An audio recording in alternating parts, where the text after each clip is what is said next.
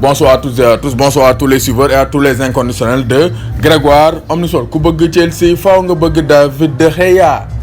David De Gea, wow. David De Gea offre un point aux Blues de Chelsea dans un match globalement dominé par les Red Devils. Chelsea s'en est sorti avec une offrande de David De Gea. David De Gea moo maye bii bi après avoir offert un but à Lionel Messi, après avoir été fébrile face à Leroy Sané, face à Manchester City en milieu de semaine. David De Gea offre donc le but de l'égalisation à Marcos Alonso face à Chelsea. Donc Manchester United tey dañoo ñëw avec de bonnes intentions. Manchester United tey dañoo football lu leer a leer mais David De Gea moo këpp yelwaan bi comme ni koy Baye Fall waxee. David De Gea day liggéey joxe moom lu man say liggéey mu ñëw jox ko adversaire yi. Ça actuellement c'est le rôle de David De Gea qui est donc depuis quelques années le meilleur gardien en Angleterre. Mais cette saison David De Gea a du mal. David De Gea ren doxul trop. Manchester United et Chelsea n'ont pu se départager. Ils sont cotés en bons amis. C'est Juan Mata qui a ouvert la marque donc sur une action rondement menée. Ça c'est une belle action pour Manchester United. Donc ça c'est pour dire que Manchester United peut bel et bien jouer un bon football. Relais lañ def donc Lukaku moo pistanal donc coppati Sambena da ko coppati da mel ni ku jël bal bi rek seloxal ko Luxo ñëw retiré ray défense bi yëpp Juan Mata du pied droit son mauvais pied marque le premier but de la rencontre. Juan Mata qui est un joueur très sous-estimé comme ni ko Mor waxee wala Alpha Touré. Juan Mata est un joueur très sous-estimé et Manchester United devrait donner beaucoup plus de temps de jeu à Juan Mata qui est donc le playmaker de cette équipe de Manchester United. Donc 11e minute de jeu, Manchester United double le premier but à Kepa. Donc Kepa n'a pas pu kepper le ballon de Juan Mata. Après Marcos Alonso a égalisé à la 43e minute de jeu.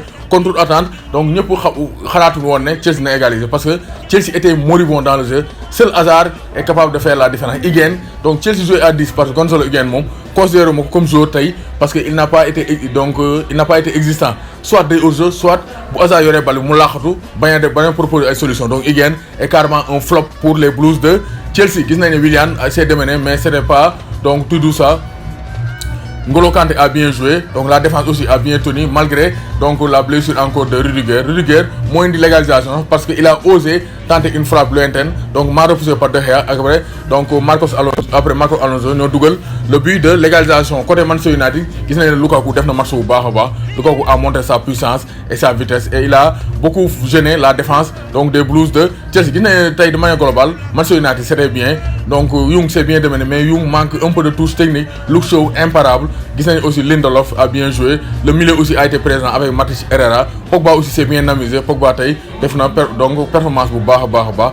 Donc Rashford a été un peu donc éclipsé. Rashford temps yi donc doxul trop. Il manque un peu de confiance. Donc du point de vue des statistiques gis nañ ne Chelsea moo gën a tenté. Chelsea am na 16 tirs au total donc pour 3 tirs cadrés. Manchester United moo gënoon néew le tir 7 tirs mais 5 tirs cadrés. Ça veut dire que Manchester United a été beaucoup plus dangereux. Manchester United 51% de possession de balle et 49% de possession de balle pour les Blues de Chelsea. Gis nañ ne le match était un peu débridé au niveau de la seconde période parce que donc équipe bi jouait tout presque donc ils étaient fatigués donc aussi les joueurs étaient découragés comme Eden Hazard qui est le seul à pouvoir créer le danger pour les Blues de Chelsea. Moo tax après Manchester United aussi donc deuxième mi-temps dañoo baissé de rythme après les entrées donc de Alexis Sanchez qui n'a pas beaucoup pesé. Donc le match donc s'est terminé avec un match nul logique dans la mesure où au niveau de la seconde période Chelsea a beaucoup fatigué Manchester United. Donc gis nañ ne donc après Liverpool et donc City c'est le désert parce que derrière ces deux ogres de la Premier League donc Arsenal,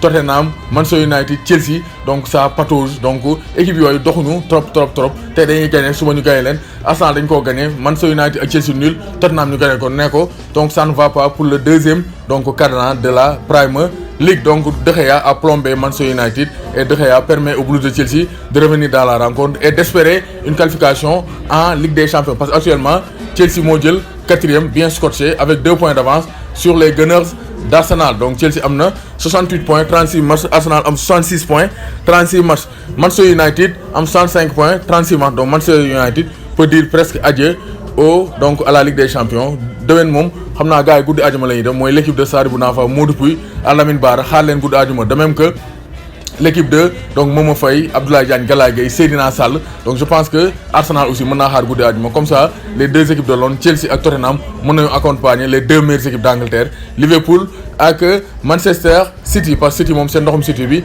neexul faj. Donc gis nañ ne donc c'était un match plaisant, c'était un match débridé quand même. Il y avait eu beaucoup de contacts, beaucoup de coups francs. Donc c'est pour dire que donc ces équipes manquent de génie, manquent de créativité. Moo tax coups francs yi bari et ça montre aussi le niveau donc de ces équipes qui est carrément en baisse. Parce que depuis le départ de Ferguson, Manchester United doxatul, Chelsea aussi ils sont en baisse de forme parce que Sarri début saison bi doxoon na, mais au fur et à mesure Sarri donc c'est un peu perdu avec des joueurs blessés, des joueurs en méforme et un système de jeu qui fait débat, surtout avec le positionnement de N'Golo Kanté au profit de Jorginho. Donc Chelsea, Manchester United un but partout. Pour moi c'est un match nul très très logique. Donc avant may tëj damay béggee c'est quelques inconditionnels de Grégoire, donc Cheikh Yaram Diop, Fatou Fall, Khadim Fall Touba, Abdou Mané, Abdou Silla, donc Ousmane Senghor, donc Abdou Rihama Ndiaye, donc Sambik Sambito, Molana Omar, Talakan, Seydina Sall, supporter Arsenal, Salif Silam, donc maa lay béggee bu baax a baax donc Abdou Aziz Mané, Baye G, Adama Sey, Yadou Gaye, donc supporter Manchester United, Abdoulaye Fall,